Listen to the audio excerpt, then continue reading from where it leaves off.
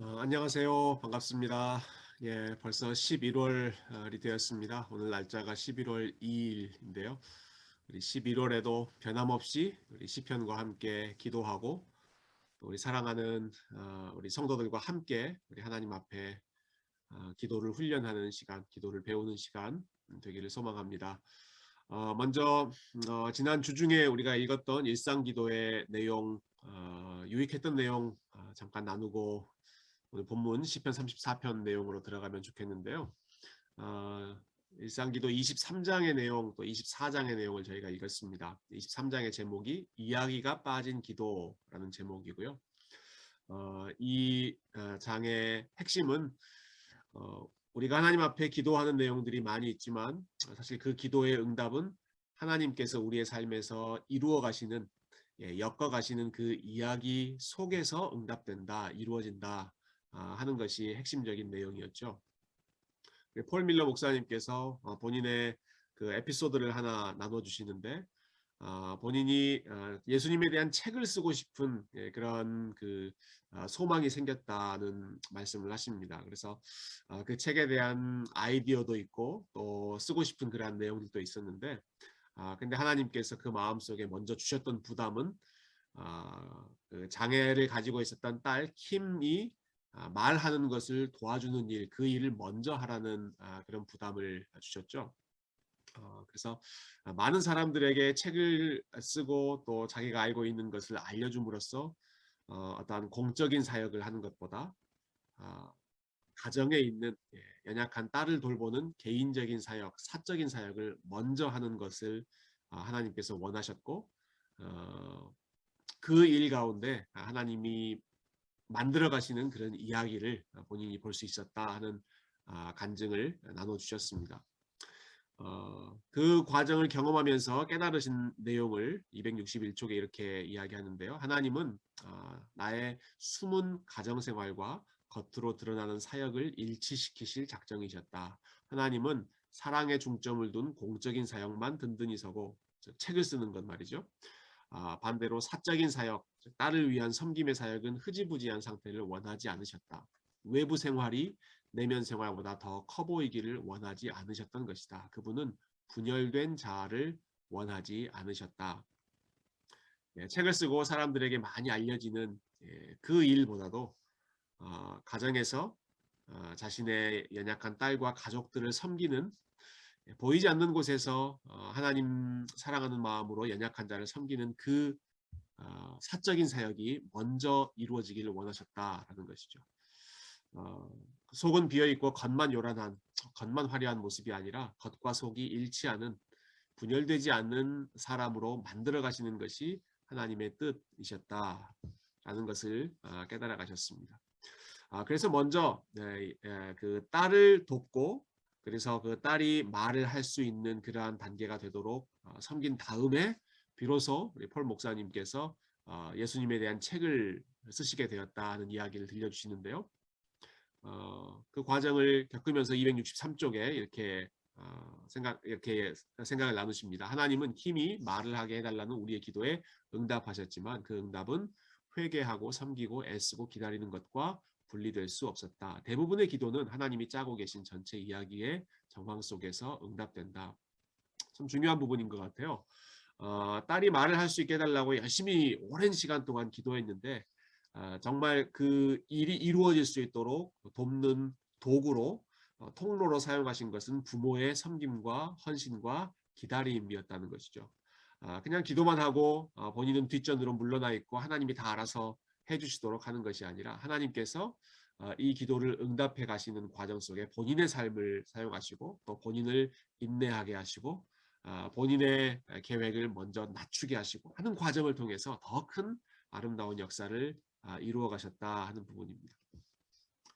이런 과정을 겪으면서 폴 목사님께서 깨달으신 바를 또 함께 나눠주십니다. 우리는 하나님이 침묵하신다라고 말할 때가 있는데 실제로는 하나님이 이야기를 우리가 원하는 방식대로 하지 않으신 것뿐이다. 하나님이 말씀을 안 하신 것이 아니라 우리가 원하는 방식대로 하나님께서 말씀하지 않으셔서 우리가 그것을 침묵하셨다고 생각한다는 것이죠. 이야기는 내가 지어내고 하나님께는 빈칸만 채우라고 한다면 침묵하실 것이다. 하지만 그분 자신의 이야기라면 침묵하시는 법이 거의 없다. 우리는 바로 그 이야기 속에 살고 있다. 마지막으로 욥의 요셉이죠. 요셉의 경우를 예화로 드시면서 이렇게 결론을 내리십니다. 대개 만사가 틀어졌다고 생각될 때에는 당신이 이야기의 한 복판에 있는 것뿐이다. 하나님이 당신의 삶 속에 짜고 계신 이야기들을 잘 보면 요셉처럼 문의를 보게 될 것이다. 당신도 아버지의 음성에 민감한 시인이 될 것이다. 예. 여러분 요셉의 삶을 잘 아시지만 얼마나 많이 뒤틀어졌습니까? 그가 심지어 하나님 앞에 참 성실하게 살았다고 했을 때에도 결과가 안 좋을 때가 많이 있었죠. 그럴 때 우리는 이제 만사가 다 틀어졌다. 하나님이 응답하지 않으셨다. 혹은 하나님이 나를 버리셨다. 이렇게 판단하기 쉬운데 오히려 그 순간이 하나님이 만들어 가시는 이야기의 한 중심에 가장 깊은 곳에 우리가 처해 있기 때문에 어, 하나님이 하시는 이야기를 더 큰 관점에서 보지 못하고 있지만 그 순간에도 우리가 신뢰할 것은 하나님이 우리의 삶 속에서 엮어가시는 이야기가 있다라는 사실입니다. 그것을 나중에 이제 요셉이 깨닫죠. 그래서 나를 애굽으로 팔아넘겼던 사람들은 형들이 아니라 사실은 하나님께서 나를 먼저 보내셨습니다. 놀라운 그 믿음의 고백을 하게 됐는데요.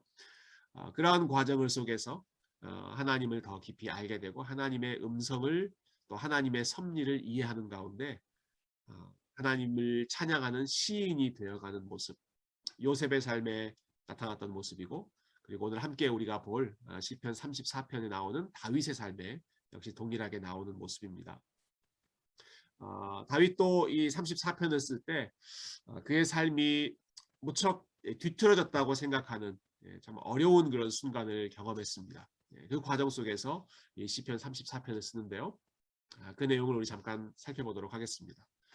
시편 34편은 이런 찬양의 고백으로 시작합니다. 내가 여호와를 항상 송축하며 내 입술로 항상 주를 찬양하리이다. 내 영혼이 여호와를 자랑하리니 곤고한 자들이 이를 듣고 기뻐하리로다. 나와 함께 여호와를 광대하시다 하며 함께 그의 이름을 높이세. 이 1절부터 3절까지 나오는 그 고백의 분위기가 어떻습니까? 내가 하나님을 송축합니다. 하나님을 찬양합니다. 그리고 하나님을 자랑합니다. 특별히 하나님을 광대하시다고, 위대하시다고. The Lord is great. 하나님은 위대하신 분입니다. 라고 하나님의 이름을 높이는 것. 본인만이 아니라 이 시를 읽고 있는 많은 사람들에게 함께 하나님을 높입시다. 초청하고 있는 내용이죠.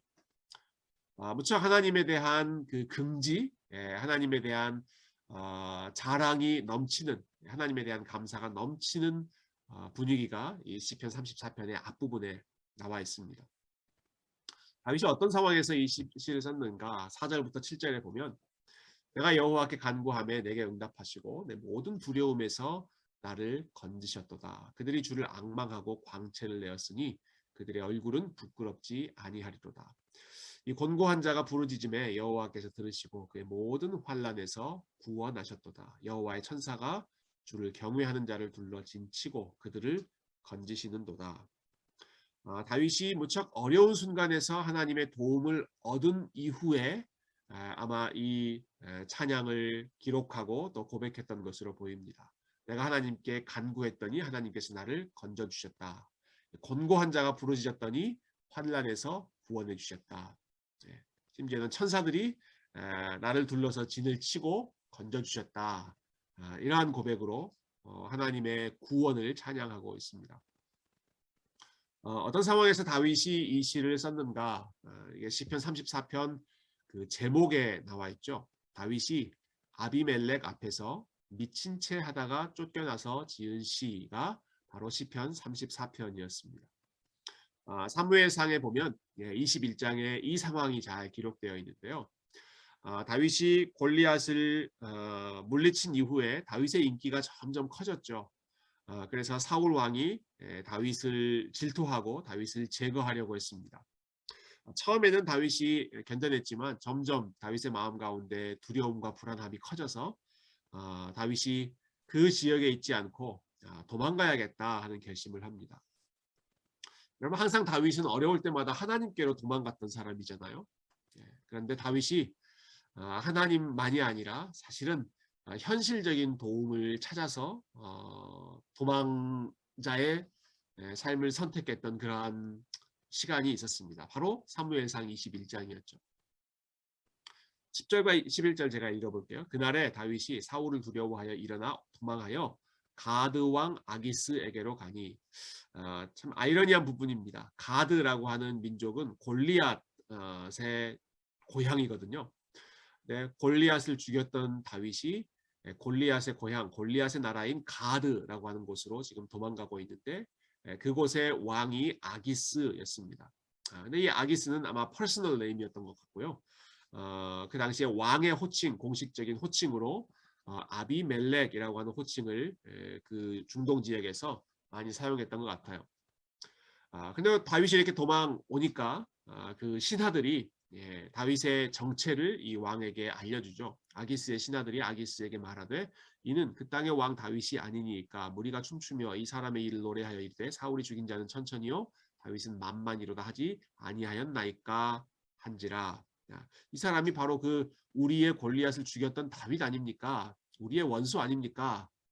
이 사람이 왜 이곳으로 왔겠습니까? 우리를 지금 염탐하고 우리를 공격하려고 지금 그 위장한 건 아니겠습니까? 이렇게 고발하는 것이죠.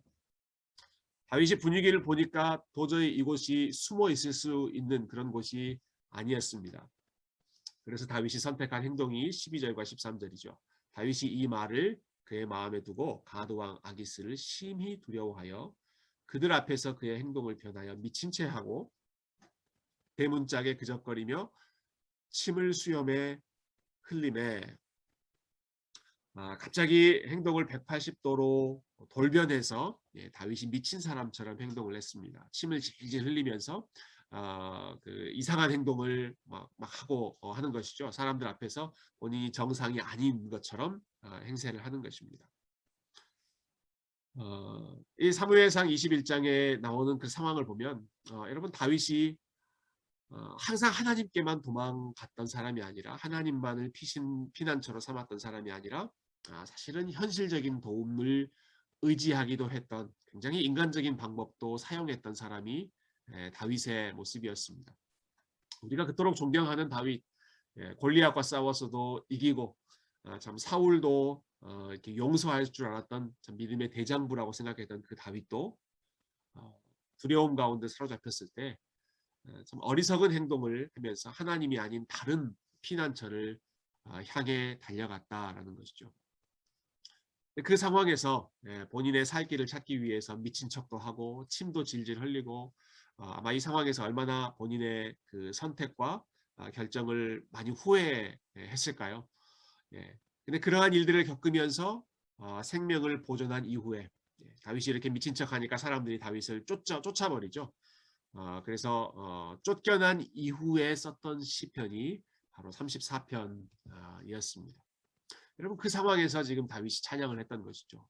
1절부터 3절을 다시 한번 이런 정황을 생각하면서 우리가 읽어본다면 여러분 다윗이 어떤 마음에서 지금 하나님을 찬양하는 고백을 했을지 굉장히 복잡한 마음이었을 것 같아요. 한편으로는 참 생명이 위협받는 곳에서 자신을 살려주신 그 하나님에 대한 감사의 마음도 있었겠지만 또 다른 한편으로는 본인의 선택에 대한 후회의 마음도 분명히 있었을 것이고 그리고 사람들 앞에서 참 미친 척을 하면서 침을 질질 흘리면서까지 본인의 생명을 지켜야만 하는 그러한 상황이 너무 절실하다고 할까요? 참 본인의 신세에 대한 한탄의 마음이 나올 수도 있는 그런 상황이었습니다. 그러나 그럼에도 불구하고 그때 다시 다윗이 하나님을 기억하고 하나님을 찬양하는 것으로 본인의 마음을 회복하는 것이죠. 참 다윗의 위대함은 그가 실수를 하지 않았다거나 아니면 잘못된 선택을 하지 않았다거나 하는 데 있는 것이 아니라 때로는 잘못된 선택을 하고 실수를 할 때가 많이 있지만 그때그때 다시 하나님께로 돌아오고 그 밑바닥까지 떨어져 있는 그 순간에도 본인의 참 그 절망적인 상황이 아니라 그럼에도 불구하고 하나님 여전히 위대하신 분이십니다. 하나님의 광대하심을 기억하고 찬양할 수 있었던 부분. 저는 이 부분이 다윗이 우리에게 가르쳐주는 믿음의 본이라고 생각합니다. 잘못된 선택, 실수하지 않는 것이 아니라 그 상황 속에서도 다시 한번 일어나서 하나님을 찬양하는 것이죠. 8절부터 10절에서 다윗이 이렇게 고백하죠. 너희는 여호와의 선하심을 맛보아할지어다. 그에게 피하는 자는 복이 있도다. 너희 성도들아 여호와를 경외하라. 그를 경외하는 자에게는 부족함이 없도다. 젊은 사자는 궁핍하여 줄일지라도 여호와를 찾는 자는 모든 좋은 것에 부족함이 없으리로다. 네.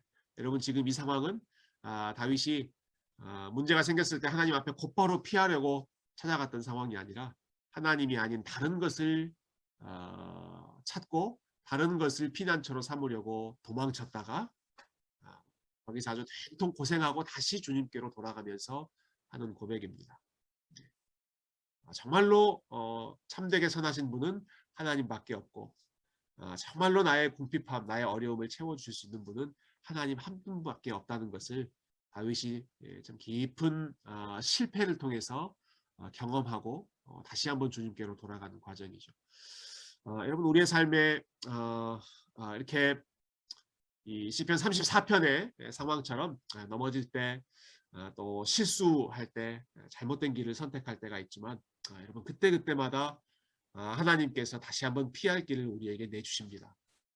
그리고 그 순간에 우리가 해야 할 반응은 다시 하나님을 기억하고 하나님의 광대하심을 높이고 나의 그 좀 실망스러운 모습이 아니라 구원하시는 그 하나님의 선하심을 우리가 바라보고 그 하나님의 선하심을 테이스트 이러한 우여곡절을 통해서 그 하나님의 선하심을 더 깊이 맛보고 경험하고 하나님을 사랑하고 하나님께로 다시 돌아가는 그러한 믿음의 터닝 포인트가 저와 여러분의 삶의 매 순간 일어날 수 있기를 소망합니다.